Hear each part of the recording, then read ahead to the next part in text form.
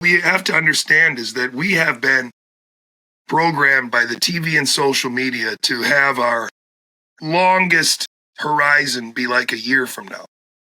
And there are people in the world, and more importantly, people in the world with giant piles of weaponized money that don't think in those time frames, but think in time frames of 30 and 50 years.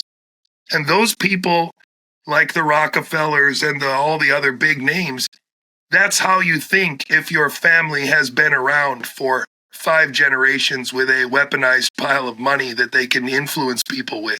So when you grow up in the context of being in a group of people that is used to influencing the world because of the size of their pile of money, then you think in time horizons that are very different than next school year or where your next house is going to be. You're thinking about whether your grandchildren will still have the power or more than you have now. And those are the people, I believe, who are able to think in terms of, well, transfection might not work perfectly, but we know this is where we want to be in 50 years. And we know that we're going to need to push past this regulation and testing. We're never going to figure out how this works if we don't just convince people that we've got to do it.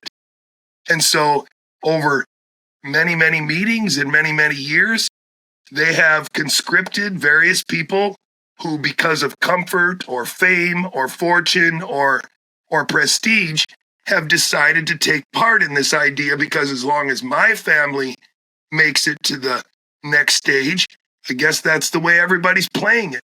And once you sit down in a room of people that convince you that you're about to join their group, how hard is it to imagine that you wouldn't do it too?